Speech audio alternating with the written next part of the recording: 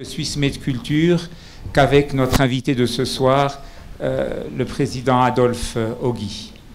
Parce que notre motto, notre devise, c'est célébrer la Suisse culturelle en dialogue avec le monde. Et la Suisse culturelle, c'est aussi la Suisse politique, les valeurs que la Suisse politique porte dans le monde. Et je dois dire que M. Ogi est vraiment le symbole de toutes ces valeurs. Un grand pragmatisme, une grande compétence et une empathie.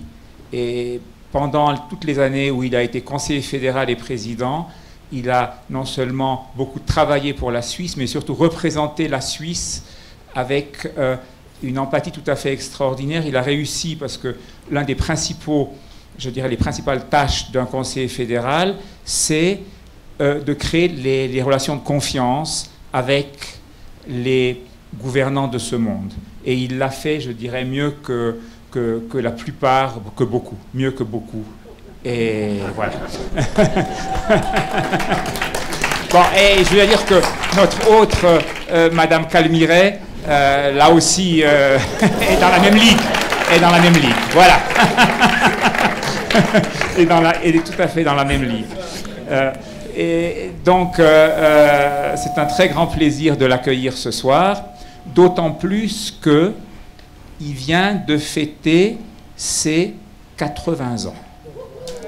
Donc, on lui souhaite Happy Birthday.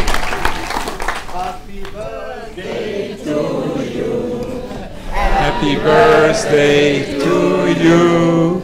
Happy birthday to you. Happy birthday to you.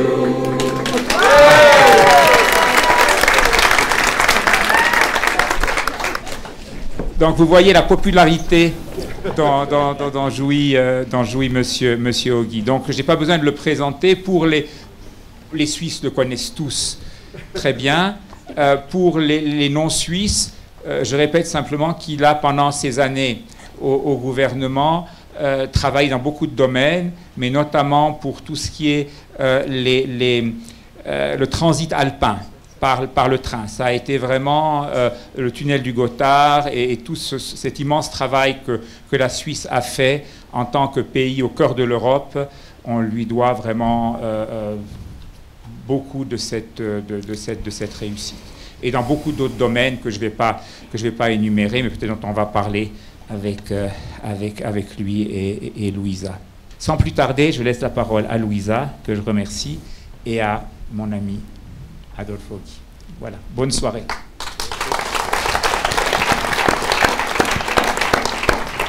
Merci beaucoup, François. Bonsoir, mesdames, bonsoir, messieurs. Je vous remercie d'être là ce soir. Je suis ravie d'être à nouveau parmi vous. Je remercie François Barras, je remercie Michel Abou-Khalid, je remercie les membres du comité de Swiss Med Culture de me faire l'honneur d'être de nouveau ce soir avec vous. J'y étais aussi l'année dernière pour un débat avec Madame Calmiret. Et ce soir, j'ai aussi le plaisir d'être avec vous, Monsieur Adolphe Ogi. Bonsoir, monsieur. C'est un plaisir, c'est un honneur d'être là avec vous ce soir. Vous avez été, comme le rappelait François, une personnalité au parcours exceptionnel. J'ai eu l'occasion, évidemment, de lire beaucoup de choses sur vous, et notamment cet excellent livre qui est vraiment, qui résume parfaitement votre parcours exceptionnel. Vous avez été une grande personnalité dans le domaine du ski. Vous avez été patron du ski suisse, vous allez nous en parler, et notamment on se souvient tous de ces moments à Sapporo avec ces médailles d'or, et d'ailleurs Bernard Russi le disait, je n'aurais jamais été champion olympique sans Monsieur Ogi. Donc nous allons commencer évidemment par parler de votre carrière par rapport au ski. Ensuite, nous parlerons politique, puisque vous avez été notamment conseiller national, puis conseiller fédéral, puis président de la Confédération à 2 reprises. Et ensuite, nous parlerons de votre rôle de sous-secrétaire des Nations Unies, puisque vous avez été le représentant spécial du secrétaire général Kofi Annan pour le sport au service de la paix. Et puis peut-être, nous pourrons peut-être vous poser encore une ou deux questions par rapport à l'actualité que vous suivez, puisque vous avez donné une excellente interview à Richard Verly dans le Blick, où vous parlez effectivement d'une actualité malheureusement tragique par rapport à l'Ukraine. Alors, si vous le voulez bien, je me permets une toute petite anecdote pour dire que la première fois que j'ai eu le plaisir de vous rencontrer, Monsieur Ogi, c'était en tant que correspondante journaliste au Palais des Nations, et l'association des journalistes accrédités au Palais des Nations et l'association de la presse étrangère vous avez remis une reconnaissance symbolique à vous et à une autre personnalité politique qui était Monsieur Jean Ziegler, puisque tous les deux, vous avez toujours été extrêmement disponibles pour la presse, pour les journalistes. Et je tiens vraiment à le souligner, parce que c'était une très belle soirée où on a vu un peu votre amitié, votre complicité, notamment avec Monsieur Ziegler. Donc, si vous le voulez bien, on va commencer par votre passion, une de vos passions, qui est le ski. Est-ce que vous pouvez nous en dire plus? Comment est née cette passion et comment vous êtes devenu le patron, l'image du ski suisse qui gagne des médailles, et notamment aux Jeux Olympiques? Merci beaucoup, Madame. Monsieur le Président, Madame la Conseillère fédérale, Mesdames et Messieurs, que vous veniez substantif écouter mon français fédéral de Kandersteg me fait énormément de plaisir. Et Ogi dirait, c'est formidable. Répondre à votre question. 1964, Jeux Olympiques Innsbruck. Pas une seule médaille pour la Suisse. Une catastrophe. D'émotion au Parlement en disant on ne peut pas se permettre qu'un pays de ski, de tourisme, de sport d'hiver, de ne pas gagner des médailles. Et on m'a engagé le 1er octobre 1964. Mission claire, nous voulons de nouveau des médailles 72 à Sapporo.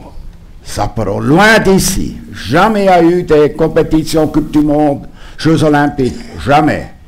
La neige est blanche, mais une autre structure. Langue incompréhensible. La culture pas connue. Et en 71, on est allé là-bas pour faire la reconnaissance.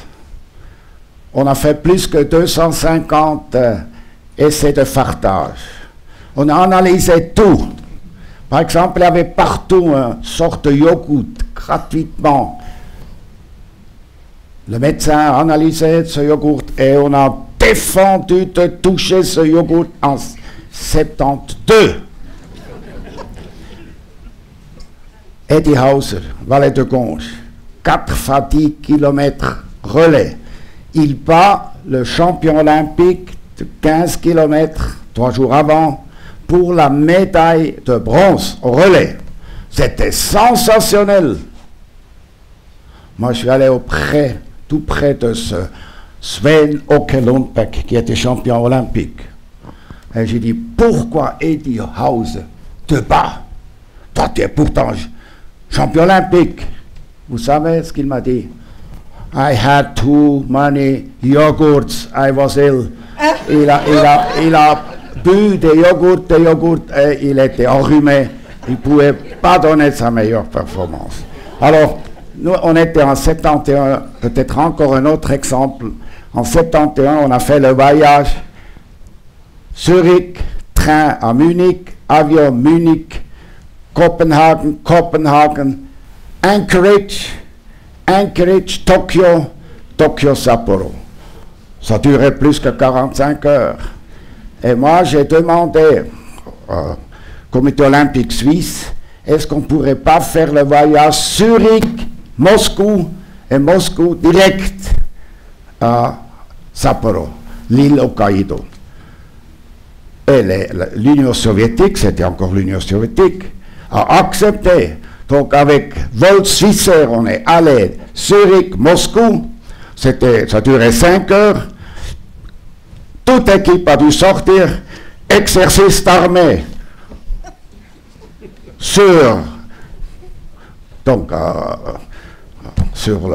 Là où on part, où on descend, on atterrisse, et après 7h30, vol direct à Sapporo.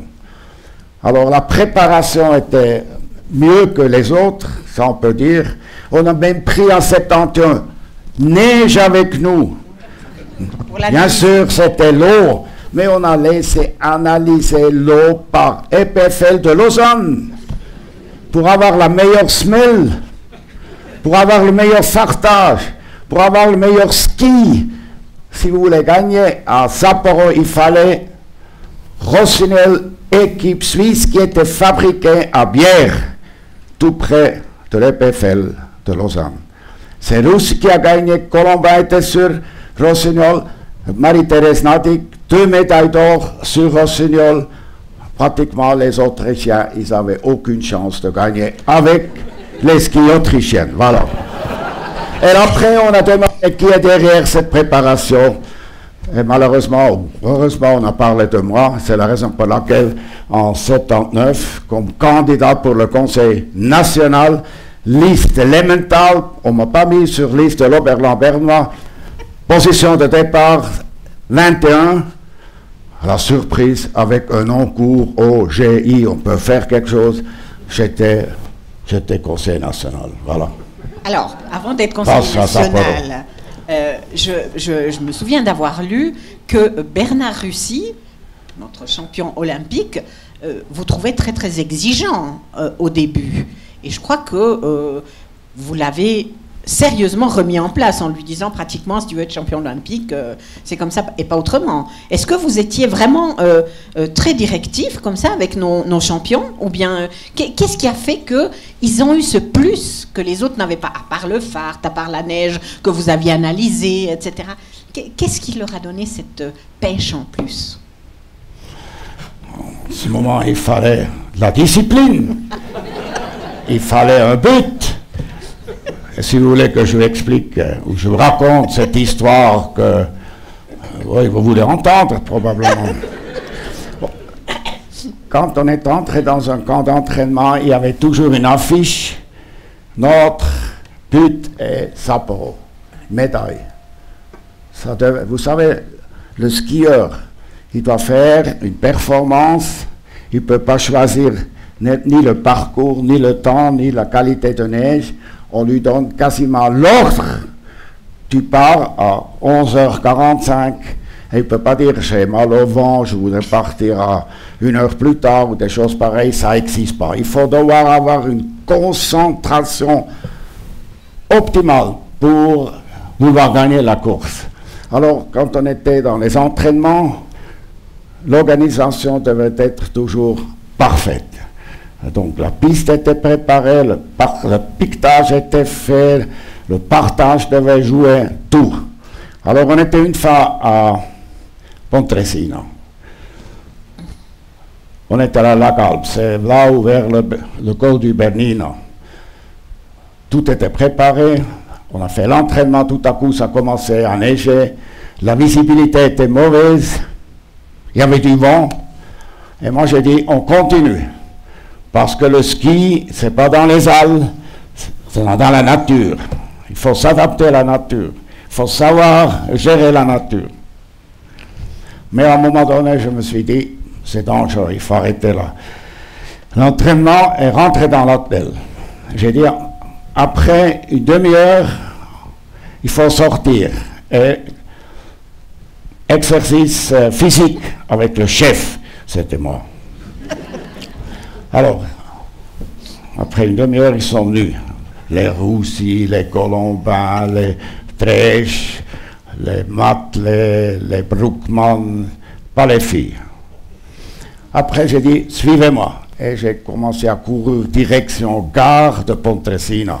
C'est à peu près 3 km de l'hôtel où on était.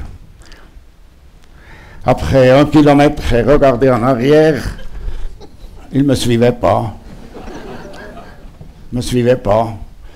Moi, j'ai continué et j'ai réfléchi, qu'est-ce que je fais en arrivant à la place de la gare de Pontresina?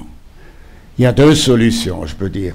Voilà, vous avez bien couru, vous pouvez prendre votre thé au buffet de la gare, vous pouvez faire jouer aux cartes, vous pouvez aller acheter des glaces, etc. Ça, c'est une des solutions. Et l'autre solution, c'est là, je montre qu'il y a le chef. Alors là, j'étais extrêmement. On a fait des entraînements physiques. Alors, il y avait la haute neige. Et j'étais très, très dur avec eux. Aujourd'hui, je devrais passer devant le tribunal des droits de l'homme. J'étais vraiment... C'était trop. Je suis allé trop loin, mais il fallait m'imposer. Il fallait montrer qui est le chef. On est rentré à l'hôtel, tout à coup, ça tape à la porte. Bernard Roussier, on n'accepte pas cette façon de faire l'entraînement. J'ai dit, moi je n'accepte pas votre attitude.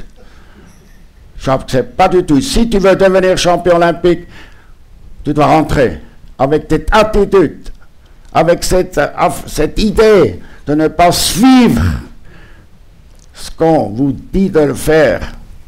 Alors, va faire les affaires et tu rentres et tu viens chez moi t'annoncer partant.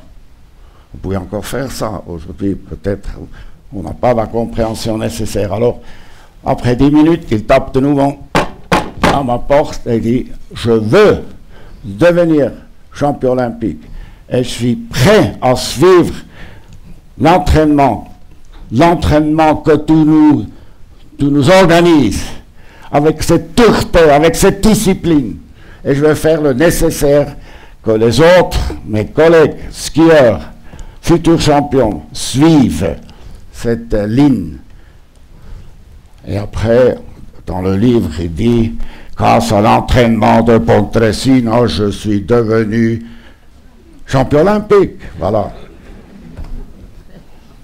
Il fallait les apprendre d'avoir un but clair et net et d'avoir la volonté de se préparer pour le jour X et d'être très dur vis-à-vis de soi-même. Et quand vous avez eu toutes ces médailles à Sapporo, qu'est-ce que vous avez ressenti au fond de vous-même, monsieur Ogi? J'ai dit merci au bon Dieu. Non, on était content, on a fait le travail pour réussir. J'ai déjà dit au commencement, en piste d'entrée, on était mieux préparés. Le matériel jouait, la préparation physique jouait, intellectuelle jouait. Le jour X, il fallait donner dans sa meilleure performance, il fallait gagner, quoi. Et vous avez gagné. Alors ça, moi, je n'ai pas gagné, je les ai fait gagner, voilà. Vous les avez fait gagner. Et de quelle façon? Alors ça, c'était une de vos grandes passions. Ensuite, une autre passion, c'était la politique. À quel moment vous avez décidé d'entrer en politique? Parce que vous nous avez expliqué, vous avez un encours qu'on retenait facilement, vous êtes populaire à la fois en Suisse alémanique, en Suisse romande, grâce à votre personnalité. Moi, je n'étais pas encore populaire, non. Ben vous l'étiez aussi, en tant que préparateur de cette équipe formidable de ski. Est-ce que c'était facile d'entrer en politique ou bien est-ce que vous vous êtes dit maintenant, j'ai envie de relever un autre défi? Mon père était mon exemple. Mon père était serviteur, jamais fatigué, jamais mauvaise humeur. Il était président de la commune, il était forestier, il était guide de montagne, il était directeur de l'école suisse de ski. Il a tout fait. Il n'a jamais dit non. Et à un moment donné, quand j'étais quand même 12 ans à la Fédération suisse de ski, à un moment donné, j'avais aussi l'envie de suivre mon père, c'est-à-dire de me mettre à la disposition de la société. Et c'est l'UDC Berne qui est venu me demander si j'étais d'accord de m'inscrire à la liste Emmental, encore une fois, comme candidat pour le Conseil national en 79. Après, je me suis dit, j'ai aucune chance et je dois faire attention, je ne serai certainement pas élu, alors je dois voir avec les journalistes qui suivaient le ski après Sapporo. Et je suis allé chez tous les journalistes qui s'occupaient du dossier ski, aussi Boris Aquadro, connu de Genève, Sepp Schlang par exemple. Et tous ont dit, ouais, vas-y, mais tu ne seras pas élu, c'est clair, et le lendemain, on n'en parle plus. Alors, moi, j'avais déjà un peu le soutien d'eux. Et j'étais élu. Et c'était un Quereinsteiger, ça c'était extrêmement difficile. Quelqu'un vient, il peut peut-être faire du ski, mais il n'a aucune idée de la politique. C'était extrêmement difficile. Je suis entré avec Blocher, votre ami, vous allez discuter avec lui prochainement à Berne. Alors, mais après 4 ans, j'étais président de l'UDC Suisse. C'est l'UDC, on a 2 ailes pour, clairement, l'air qui domine de Zurich, de Herlibeck, avec lequel vous avez dialogué à Berne. Prochainement, tout le monde en parle, vous êtes attendu à Berne. Et l'aile, je veux dire, l'aile des raisonnables. Et moi, j'appartiens à l'aile des raisonnables. Vous pouvez lui dire ça. Mais on avait aussi l'aile des raisonnables, parce que quand j'ai pris le parti suisse, on avait 10%. Et tout le monde en parle et dit c'est grâce à Blocher qu'on a maintenant 25 ou 27%. Non, c'est pas seulement lui. Parce que moi, les femmes sont pas tellement pour Blocher. La jeune garde n'est pas tellement pour Blocher. Il m'a gentiment écrit pour mon anniversaire. Et moi, j'ai gentiment répondu. Et par exemple, les indépendants ne sont pas sur la ligne blochérienne. Mais il ne faut pas lui trop parler de ça. Mais quand même, c'est aussi grâce à moi, je dis une fois grâce à moi, on a maintenant 25%, et on gardera les 25% aux élections prochaines. Vous pouvez être sûr, Madame la conseillère fédérale, c'est plutôt votre parti qui est en difficulté, c'est pas la mienne. Voilà. Alors, ne m'en voulez pas. Alors, on va finir, je pense, par un débat, si ça continue. Mais elle ne veut pas, elle veut parler avec Blocher, c'est plus intéressant. Voilà, toute la presse est là, quand elle parle avec moi, non, personne ne va parler. Bon, non. Et après, moi j'étais donc président de l'UDC Suisse, et là, on a donc eu, en 87, on a eu 13%. 13%. Et notre siège n'était pas en question. Et après, bon, l'UDC du canton de Berne voulait de nouveau un conseil fédéral. Et là, vous êtes... Et là, il y avait Peter Schmid qui voulait devenir le frère de Samuel Schmid. Il y avait aussi le professeur Zimmerlich qui était sur la liste. Et Walter Hofer, le professeur, conseiller national, professeur à l'université de Berlin et de Berne, a dit si le canton de Berne veut de nouveau un conseil fédéral, on peut seulement arriver avec Oki. Et là, tout à coup, j'étais candidat, mais il y avait d'autres candidats sur le plan suisse. Il y avait M. Kadient, il y avait M. Nebiker, il y avait M. Sigrist. Kadient était avec moi au Conseil national et après a passé au Conseil aux États. M. Nebiker était chef de groupe, président du groupe. Et au premier tour, je passais, donc à la groupe. Et après, M. Hubacher, qui était un ami, il a dit maintenant ça va quand même trop vite avec Oki. On ne va pas le soutenir au premier tour, mais au deuxième tour, M. Felberg passait comme une lettre à la poste. Et moi, j'ai dû un peu souffrir. J'ai passé au deuxième tour. Et heureusement, j'ai reçu le département transport, et communication et énergie. Voilà.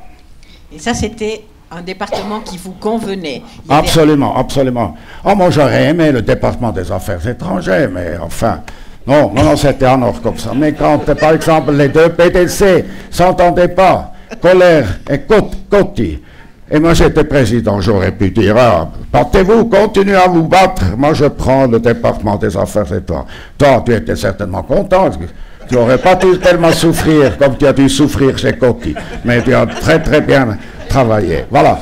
Non, j'étais 8 ans pratiquement, j'étais au département transport, énergie et communication, et après, on ne voulait pas, j'étais très ami avec Moritz. Et on ne voulait pas que Moritz, le pauvre, doit aller au département militaire. Non, il fallait pas. Et moi, j'ai tout de suite dit, écoute, tu soutiens le NLFA, Et toi, tu as oublié, avant de mentionner le Hutchberg, qui était quand même très important pour le Valais. Tu parles uniquement du Gothard, ça ne va pas. Alors j'ai dit à Maurice, tu soutiens à fond le Hutchberg et je te donne le département. Et moi je vais au département militaire et je transforme le département militaire, défense, protection civile et sport. Et Madame Dreyfus était très content de me donner le sport. Le sport et les affaires militaires. Pardon? Et les affaires militaires et la défense. Vous avez transformé. Non, elle était le sport était dans le département des affaires intérieures. C'est vrai. Donc, elle vous l'a donné. Et là, il y a aussi une histoire parce que c'était Chevalat qui voulait garder le sport dans le département militaire. Et moi, j'étais au Conseil fédéral avec Koubach et a dit il faut sortir le sport du département militaire et le mettre dans le département des affaires intérieures. Et après, moi, j'arrive comme chef du département militaire et je romance de nouveau le sport. Mais j'ai fait ça pour faire plaisir à ma chère Madame Dreyfus. Avec laquelle vous avez aussi une excellente... Oui, on s'entendait très bien. Oui. On s'entendait. Pas toujours au Conseil fédéral, on avait aussi des bagarres. Mais après, quand elle avait sa cigarette, et quand on mangeait ensemble, on était de nouveau. Tout allait bien. Excusez-moi, tout allait bien, oui. Alors, en tant Ici, l'eau est gratuite, hein? Oui, oui. Vous pouvez avoir de la plate ou de la gazeuse, comme vous voulez, monsieur Ogi. Alors, en plus, bon, le département militaire, il était fait pour vous. Non. Mais si. Pas forcément. Bon, moi, j'étais commandant de bataillon. J'étais grenadier de montagne. Vous étiez à Lausanne. C'est les plus durs. Oui, je sais. C'est les plus durs, je peux vous dire. Hein. C'est une école de recrues, grenadier de montagne. À Il faut savoir souffrir. Et après, j'étais lieutenant. Et après, j'étais commandant de compagnie, d'une compagnie de grenadiers. Après, j'étais commandant de bataillon. Et probablement, je serais devenu colonel. Mais j'ai déraillé direction Conseil fédéral. Aïe. La politique vous avez fait dérailler. Vous auriez pu devenir général et vous êtes devenu conseiller fédéral. Oui, je suis devenu conseiller fédéral. Voilà. Ouais. Et vous avez été très populaire en tant que conseiller fédéral. Vous l'êtes toujours, hein, on l'a vu ce soir. Ça, c'est la popularité, c'est dangereux. C'est dangereux. Il faut faire attention. Il faut même essayer d'éviter à ce que vous êtes trop souvent dans les journaux. Il faut éviter à ce qu'on parle trop souvent de vous. Il faut, je veux dire, plus ou moins mener cette popularité, excusez-moi, auprès de la population, voilà. Alors, vous êtes populaire non seulement auprès de la population, mais comme on le voit dans ce livre, vous avez une égothèque extraordinaire. Vous êtes avec le prince Charles, vous êtes en photo avec les Clinton, vous êtes avec évidemment monsieur Kofi Annan, vous avez rencontré énormément de dirigeants politiques et je crois que monsieur Mitterrand, qui n'était pas facile, n'est-ce pas, à amadouer, a eu une sympathie pour vous. Et d'ailleurs, il vous a présenté en disant, je crois, normalement un président de la Confédération ne peut pas sortir du pays. Et là, vous étiez sorti à une réunion avec M. Mitterrand. Racontez-nous comment ça s'est passé avec François Mitterrand. On a combien de temps? Pour moi, j'ai cassé le tabou. Le président ne sortait pas du pays. Et le roi Baudouin était chez nous en 92, visitait tant. Et il meurt en 93. Et le Conseil fédéral a décidé, le président Ogi avec Catherine, qui est ici, on va à Bruxelles à l'enterrement. Mais avant Mitterrand, j'étais à une réunion de tous les ministres de l'énergie à Paris. J'étais président. Le président ne sortait pas. Mais j'étais là comme ministre de l'énergie, toute l'Europe. Et tout à coup, un téléphone Mitterrand, Monsieur le Président Mitterrand aimerait voir le président suisse pendant 10 minutes à l'Élysée. On n'avait pas d'ambassadeur, M. Brunner était désigné pour Paris, mais il était toujours à Londres. J'ai dû organiser moi-même le voyage de ce petit château à l'Élysée. J'ai trouvé un Volvo bleu. Quand Auguy est sorti, les autres départements ont toujours envoyé des policiers, parce qu'Auguy pourrait faire un faux écart. Vous pouvez faire un faux accusatif, vous pouvez savoir quoi. Ils ont toujours envoyé des contrôleurs. Ils ne m'ont pas donné confiance. Alors, moi j'ai dû organiser le voyage de ce petit château à l'Élysée moi-même. On était 7 dans ce Volvo bleu. On entre à l'Élysée, Mitterrand sur le perron. Là, il y a M. Macron quand Mme Merkel arrive ou quand M. Scholz arrive. La garde en position, et quand ils ont vu ce spectacle, ils ne pouvaient plus tenir la position. Moi, je me suis gêné. Mitterrand a vu ce spectacle, et je me suis dit, il va me garder 5 minutes, et après, il va de nouveau m'envoyer. Non, j'ai reçu l'ordre de prendre 2 avec moi. J'ai pris celui-là qui comprenait le mieux le français, et le plus sage, pas le plus intelligent. Je fais la différence. Les autres, ils recevaient café, chocolat, et gâteau à l'Élysée, pas mal. Et M. Mitterrand m'a gardé 90 minutes. Pendant 90 minutes, j'ai parlé avec lui, face to face. À la fin, il me dit, je veux venir à Kandersteg, je veux voir votre papa et votre maman. Et il est venu. À la fin de l'an 1993, il est venu à Kandersteg. Il a serré la main à mon père et ma mère était trop timide, elle ne voulait pas venir. Mais depuis ce moment-là, j'avais le meilleur contact avec lui. De temps en temps, il me téléphonait le jeudi. Monsieur le Président, et allez se téléphoner, bien sûr. Monsieur le Président Mitterrand aimerait voir le président suisse à l'Élysée pour l'apéritif samedi matin 11h. Alors j'ai pris l'avion du Conseil fédéral, je suis allé à Villers-à-Goublin, à Paris, et là il m'a envoyé un chauffeur, et j'étais là, pas dans l'intérêt de Auguy, non, dans l'intérêt de la Suisse, et j'ai pu lui téléphoner quand j'avais un problème, quand nous avons eu un problème, j'ai pu téléphoner à Mitterrand tout seul, et je l'ai vu plusieurs fois, je l'ai vu donc après à Bruxelles, et là il m'a pris à la main, parce qu'on était enfermés, tout le monde était là, Yeltsin, Clinton, l'empereur du Japon, la reine d'Angleterre, tout le monde. Il m'a pris la main et il m'a présenté à tout le monde. Il m'a dit, je vous présente le président de la Suisse. Pour la première fois, ils l'ont laissé sortir. Mais c'est formidable, tout le monde savait que la Suisse était présente. Alors, en plus, vous lui avez fait un cadeau, parce que vous faites un cadeau très spécial à certaines personnes. Un cadeau que vous gardez toujours dans votre poche. Vous faites contrôle? J'accepte ce contrôle. C'est mon cristal. Je sors jamais de ma maison sans ce cristal. Voilà. Montrez-le. Un cristal porte-bonheur. Absolument, mais il faut y croire. Hein. Il faut y croire. Et pas tout le monde a reçu. Non, pas tout le monde. Pareil, hein. Il faut aller à Kandersteg en plus pour le recevoir chez vous. Il est dans notre région. Oui. Celui-là est de la Grimsel. C'est tout près. Alors, ce qui est intéressant, c'est que vous donnez ce cristal non seulement en signe d'amitié, mais c'est quelque chose de plus pour vous, ce cristal.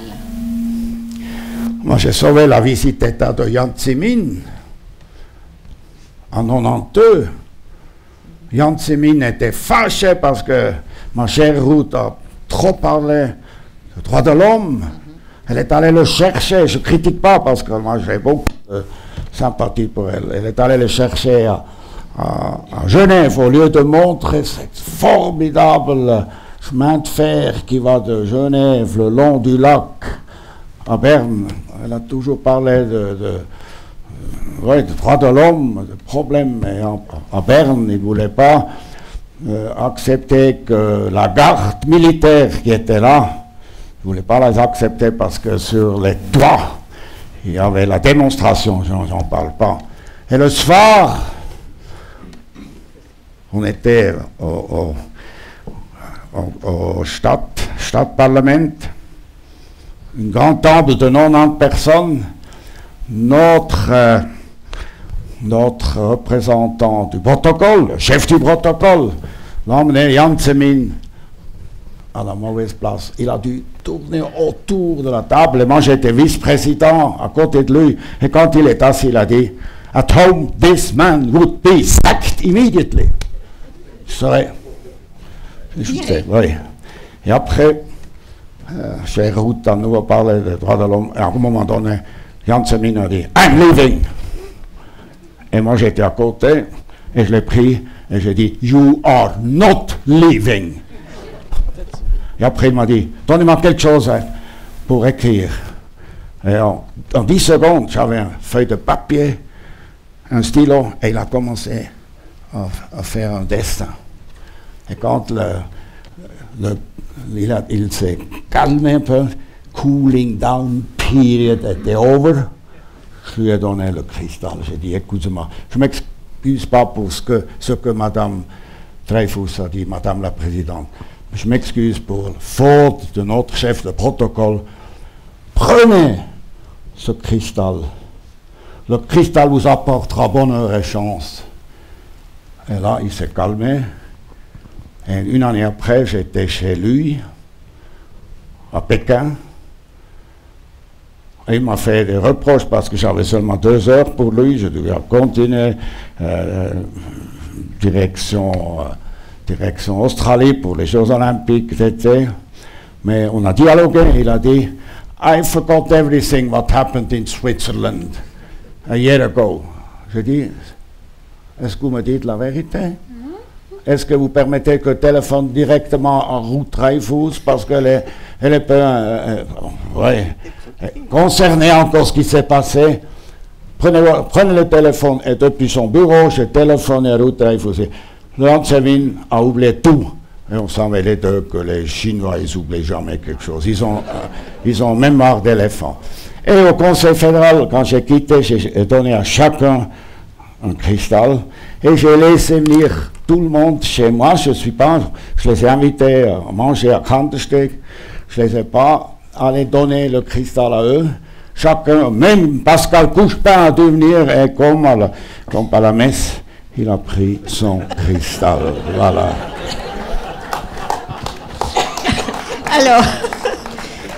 Alors, vous avez réussi à mettre Kandersteg sur la carte du monde, puisque vous avez fait venir non seulement votre ami Kofi Annan, mais plusieurs personnalités. On a parlé de M. Mitterrand, je crois que le prince Charles aussi est venu chez vous. Alors, Kofi Annan, vous avez eu une relation très spéciale avec lui, avec le secrétaire général, qui vous a d'ailleurs nommé son représentant spécial pour le sport au service de la paix. Développement et paix. Soulignez les deux mots, développement et paix. C'est juste. Comment est-ce que ça s'est passé? Vous terminez votre mandat au Conseil fédéral et quelques semaines après, vous recevez un coup de fil. Quand j'ai donné ma démission au mois d'octobre 2000, c'était au mois d'octobre, il me téléphone et il m'a invité à manger avec lui à Genève. Bon, il est venu en 2000, il est venu une semaine à Kandersteg. On a fait la marche, la promenade, on est dans le lac d'Eugene, dans le Gastental, un peu partout. Et il m'a examiné. J'ai passé les examens et moi je ne savais pas. Mais on a parlé, on n'a pas parlé d'une fonction près de l'ONU. Bon, alors il m'a invité à Genève au mois d'octobre, je suis allé. Et à la fin, il m'a dit, qu'est-ce que tu vas faire? J'ai dit, écoute, je suis vraiment fatigué, j'ai vraiment travaillé, je dois me reposer janvier, février. Et après, je verrai. J'avais 57 ans. 57, hein? Alors, Et après, je suis allé au mois de janvier, fin janvier, commencement février, je suis allé dans l'Engadine pour faire du ski. L'Oberlambernois, ce qui arrive rarement, on n'avait pas de neige, alors il fallait aller à l'Engadine. Et en rentrant entre Roire et Zurich, téléphone. Here, Kofi Annan, Dolphy, I would like to appoint you as my delegate for. Et après, je ne comprenais plus rien. J'ai simplement dit, please call me back again in 2 hours. Ma femme était en train de dormir, elle était réveillée. Elle me demande, qui c'était qui a téléphoné? Je dis, Kofi Annan. Et tu accroches le téléphone, ça ne va pas. Alors là, il m'a nouveau téléphoné 2 heures après, et après, elle m'a demandé si je voulais accepter une fonction auprès de l'ONU, responsable pour le sport en relation avec le développement et la paix.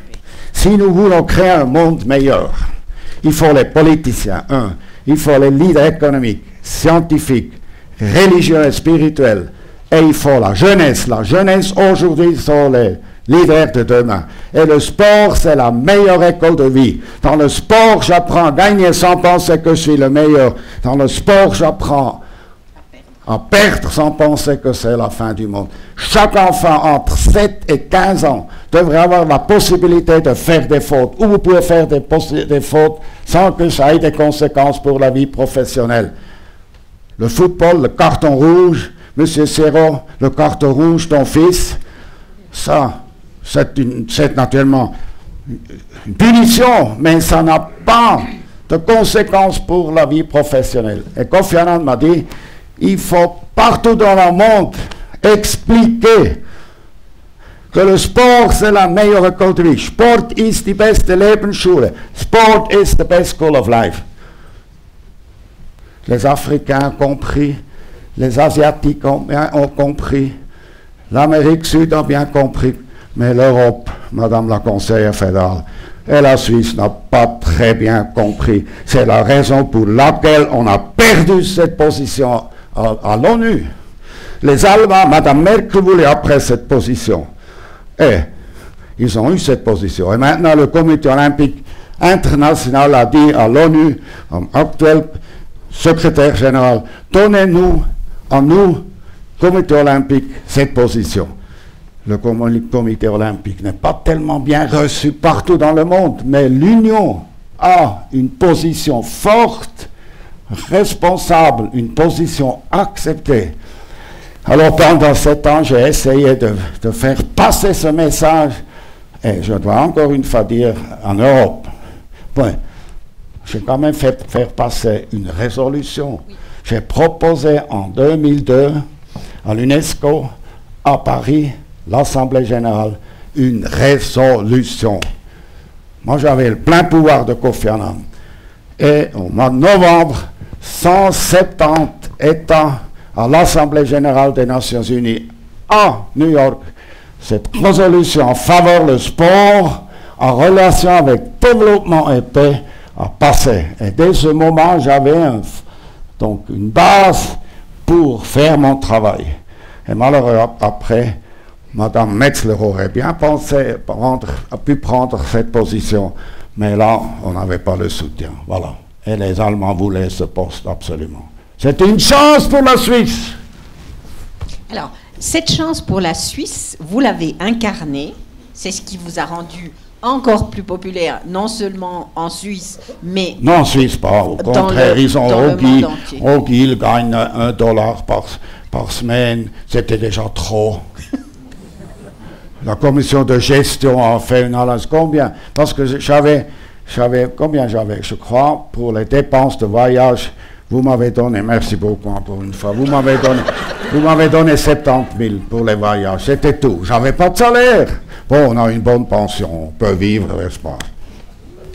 Alors, vous avez pu faire beaucoup de choses aussi grâce à votre famille, à votre épouse qui est là, à votre fille aussi, qui vous ont toujours soutenu. Elles sont là ce soir avec nous. Alors, ça ne doit pas être facile une fois que vous arrêtez tous vos mandats d'avoir Adolfo Guy à la maison, parce qu'on voit que vous êtes une boule d'énergie, que vous êtes quelqu'un qui fait beaucoup de choses. Et lorsque vous voyez ce qui se passe aujourd'hui, et j'aimerais, avant de donner la parole au public pour qu'il puisse vous poser aussi des questions, j'aimerais vous poser 2 questions. Nous vivons une période extrêmement difficile, et notamment par rapport à la guerre en Ukraine. Et aussi, il y a quelque chose que vous connaissez bien, c'est le partenariat pour la paix avec l'OTAN. Je crois que vous avez été très actif par rapport à ce partenariat. Qu'en est-il aujourd'hui? Qu'est-ce que vous pouvez nous dire par rapport à cela? Un partenariat pour la paix était très important et sera plus important encore à l'avenir.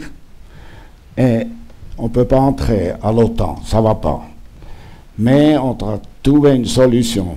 Je vous donne un exemple. On achète maintenant le F-35. On pourrait proposer à l'OTAN d'assurer le contrôle de l'air, par exemple, le long du bassin alpin jusqu'à Vienne, parce que les Autrichiens, ils n'ont pas d'avion. Ils ne peuvent pas faire ça.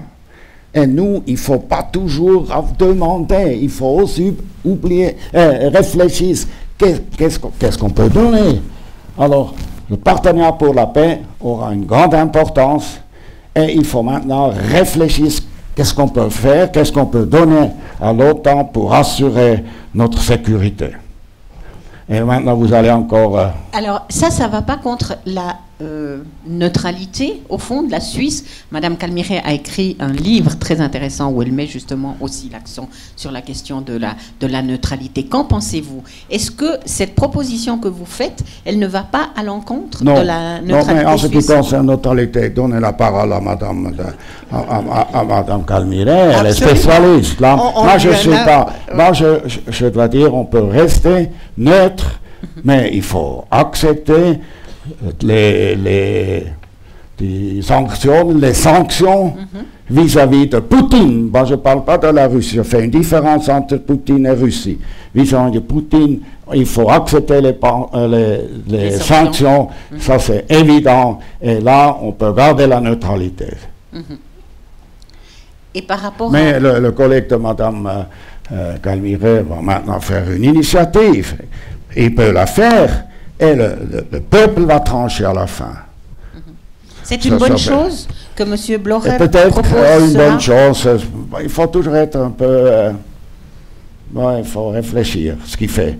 Mais en principe, ça c'est bien si on discute une fois à fond la neutralité. Et peut-être la neutralité n'a plus la même importance qu'il y a 10 ans, 20 ans, 30 ans. Il faut aussi adapter cette neutralité.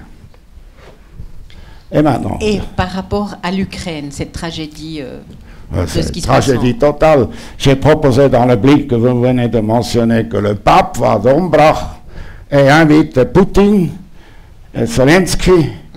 Et Poutine ne peut pas dire non au pape. Et Zelensky non plus, parce qu'ils ont un peu la même religion. Et ils sont croyants. Poutine dit qu'il est croyant. Alors, actuellement, c'est probablement... Bon, hier, ils ont accepté un traité en ce qui concerne la sortie du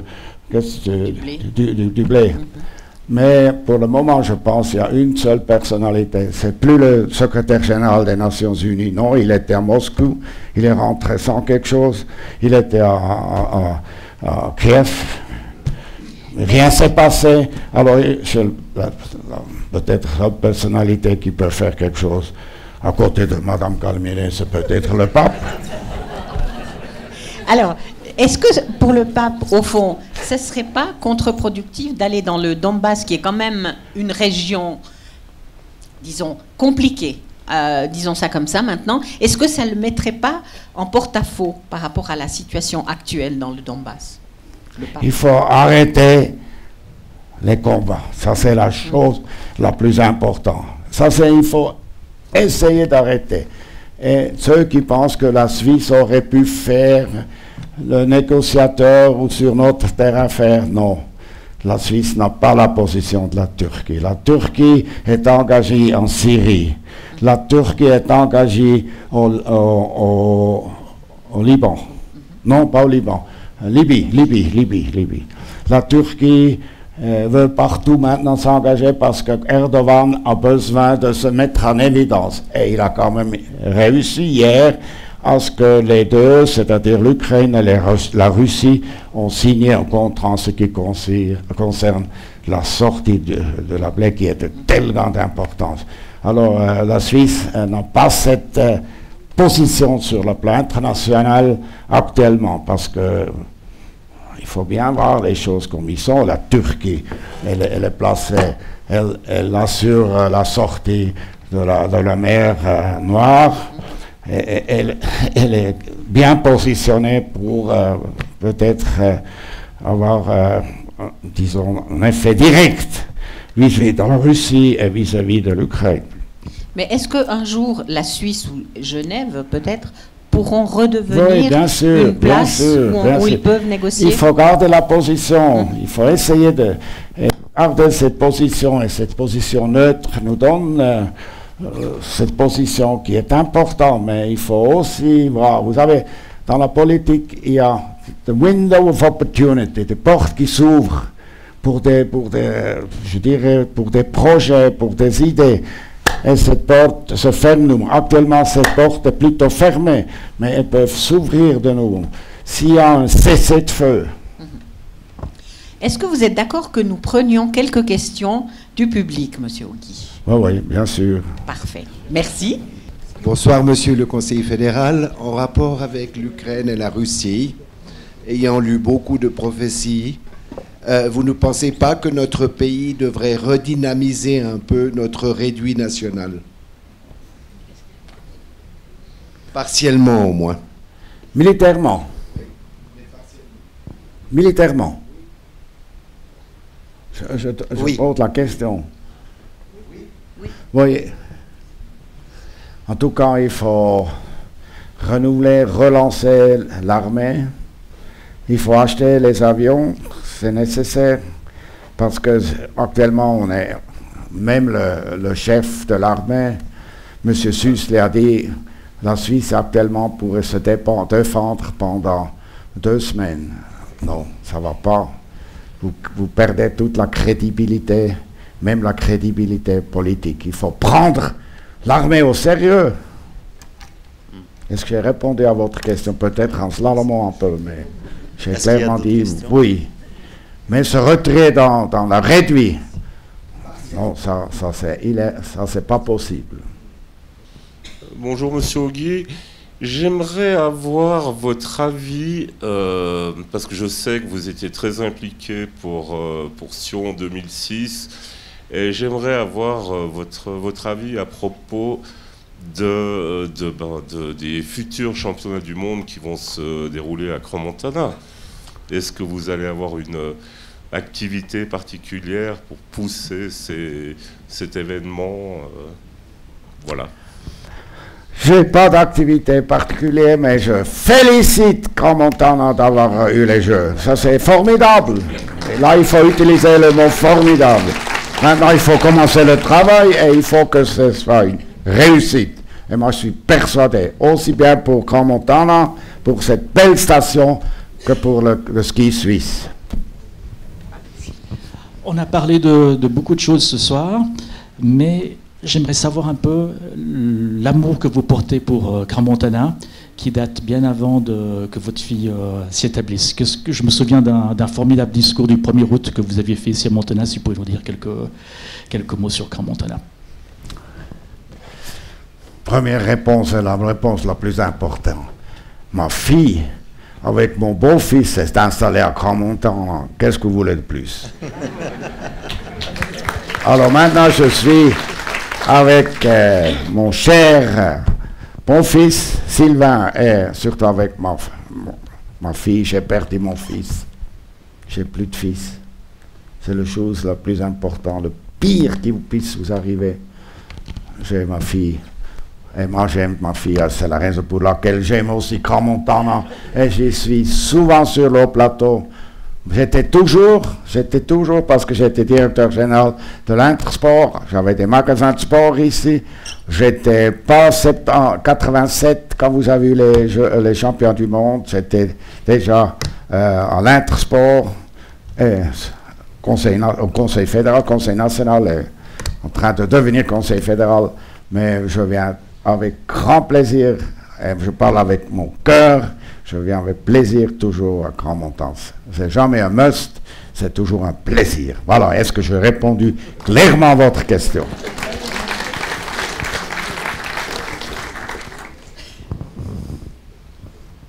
Oui, monsieur le conseiller fédéral et président, monsieur Ogui, moi j'aimerais simplement témoigner un remerciement de ma part, et la grande particularité de votre personne, c'est votre humilité. Je pense que ça, beaucoup de personnages politiques manquent actuellement de votre très grande qualité d'humilité, et sans parler de toutes vos qualités. Et j'aimerais encore, la question que je vous poserai, est-ce qu'il est possible d'avoir quelques questions de madame Calmiret à votre égard? Merci. Mais c'est pas une question, c'est un piège. Allez, la cousine, il faut se défendre. Vous voulez déjà prendre mon siège? Non, mais sur les questions de... Moi, je m'exprimerai d'abord pour vous féliciter pour vos 80 ans et puis votre plaisir d'être ici à Crans-Montana, puisque moi, je suis aussi originaire de Chermignon, commune de Crans-Montana. Et donc, on est deux anciens conseillers fédéraux à aimer cette station-là. Et puis, on est aussi deux anciens conseillers fédéraux à aimer la Suisse, à aimer avoir représenté notre pays et à le défendre aujourd'hui, à défendre sa position comme pays neutre dans la situation difficile que nous connaissons aujourd'hui. Donc, je n'ai pas de questions, mais un grand merci. Et puis, ça va peut-être vous étonner, mais... Moi, je soutiens aussi la position selon laquelle la Suisse doit être capable de défendre son territoire et de contribuer ainsi à la sécurité du continent européen.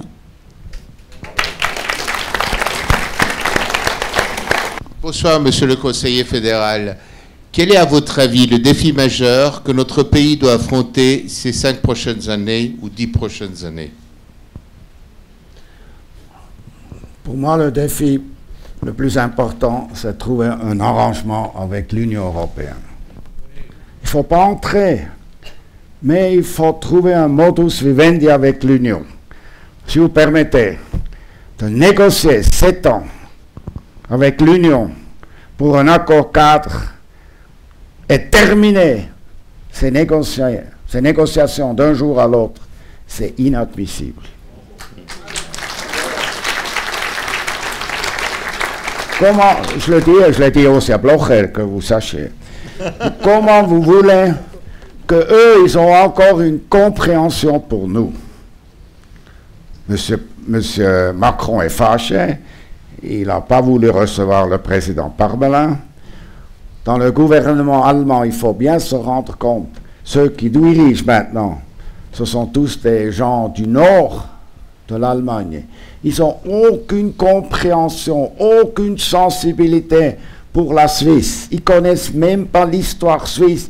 L'histoire, les 4 cultures, les 4 langues, les 26 cantons, les 2300 communes qui vivent en paix depuis 1848. C'est un record mondial. Pourquoi c'est possible? Parce qu'on a toujours soigné les minorités. On n'a pas oublié les gens de Krandersteg. On n'a pas oublié les gens de la montagne. Les gens qui ne sont pas à Zurich ni à Genève. C'est ça qui est très important. Moi, j'étais, si vous permettez une petite histoire, en 2000, la France avait la présidence de l'Union européenne. Et la France nous a invités au sommet de l'Union européenne. On n'est pas membre de l'Union. On a même dit non à l'espace économique. Et au Conseil fédéral, on a longtemps discuté. L'invitation vient d'un voisin. On parle français. Et à la fin, le Conseil fédéral a décidé, le président Ogui va à Nice, au sommet. Et moi, je suis allé à Nice. Et j'avais un texte qui était préparé par votre département, pas vous, par le département des affaires étrangères, corrigé peut-être 20 fois par les autres conseillers fédéraux. Et moi, j'avais la mission de lire ce texte. Et je me suis entraîné comme un athlète de pointe pour bien lire ce texte. On n'était que des présidents. Il n'y avait pas de collaborateurs, que des présidents. Et à la fin, M. Chirac dit « Et maintenant, je donne la parole au président de la Suisse. » Et moi, je voulais maintenant lire ce texte.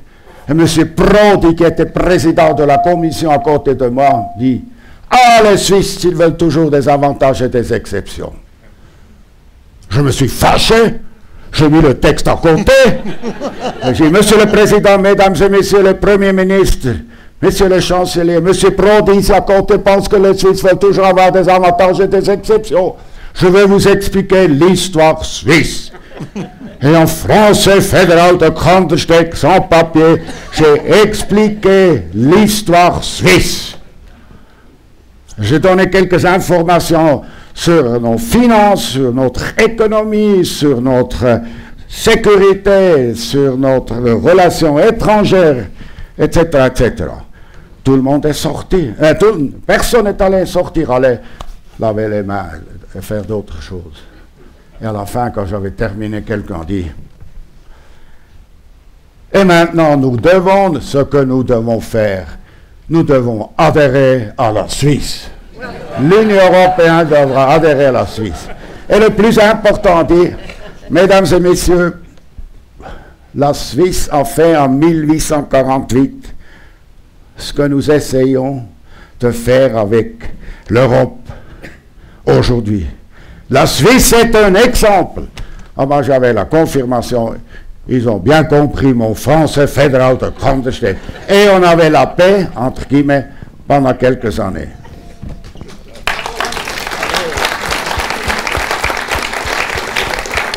Bonsoir, Monsieur Ogui. Bonsoir. Je me permets de plus parler de l'UDC. Comment est-ce que vous expliquez que Monsieur Blocher ait en fait toujours autant de poids actuellement dans l'UDC? Qu'est-ce qui fait que l'UDC n'arrive pas en fait à se détacher de ces lignes zurichoises, à suivre votre ligne plutôt que cette ligne très dure zurichoise et blochérienne? Alors que ça serait sans doute bénéfique, à mon avis, de suivre votre ligne pour la jeunesse puis pour l'avenir plutôt qu'une ligne beaucoup plus extrême. Votre constat est correct. Moi je dis avant, on a deux ailes. L'aile dominante de Zurich et l'aile de ceux qui voudraient un arrangement avec l'Europe, avec le monde, les raisonnables. Et je dois confirmer, Blocher, et je le dis, pour votre entretien, il est plus fort que jamais. Entre nous, on a un président, il dépend de Blocher, mais entre nous, un président faible, c'est l'intention de Blocher. Et quand il s'agit de parler finances, il envoie M. Matter, c'est un conseiller national, un banquier de Zurich. Quand il y a les relations étrangères, il envoie M. Eschi, qui est le chef de groupe. Et lui, il est têtu. Quand il y a des problèmes de sécurité, il envoie M. Salzmann. Et comme ça, il dirige le parti. Rien passe actuellement dans l'UDC sans Blocher à donner son aval. Voilà. Mais ça doit changer une fois, parce que ça ne peut pas continuer comme ça. On va perdre les élections. On va perdre les élections, pas d'une façon catastrophique, mais on va peut-être avoir 25%, mais plus 27-28%. Les gens, ils ont marre qu'un ancien, un vieux, dirige ce parti. Ça, vous pouvez le dire. Nous allons prendre la dernière question. Bonsoir, Monsieur Ogui. Bonsoir. Moi, j'aurais une question très typique. Je suis jurassienne, vous êtes bernois. Comme vous le savez, en 74, on a eu le vote. Comment avez-vous considéré et pris ça, de votre point de vue personnel? Le Jura. Bon, il faut les regarder maintenant comme c'est maintenant. Vous étiez pour qu'on quitte le canton? Moi, j'étais au Parlement quand on a voté pour le canton. Alors ça, c'était bien. Et maintenant, on a aussi voté pour Moutier. Et c'est fait, mais maintenant, il faut quand même arrêter. Voilà. Moi, j'étais 3 ans à la Neuville. Et moi, je suis tellement content que mon papa, il a dû monter 70 francs sur la Plume les Alpes. Le tarif de quitte était 70 francs pour me payer une année école supérieure de commerce à la Neuville. J'ai vécu à la Neuville 3 ans. Et grâce à ça, j'ai pu voir votre culture qui m'est chère. Et grâce à ça, je comprends mieux la Suisse. Voilà. Bravo. Monsieur Ogui, un petit souvenir de Crans-Montana, une ardoise, avec votre nom et mentionné Crans-Montana.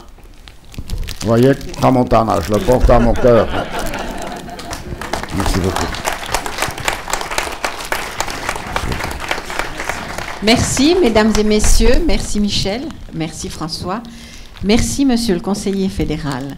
Cette soirée était tout simplement formidable.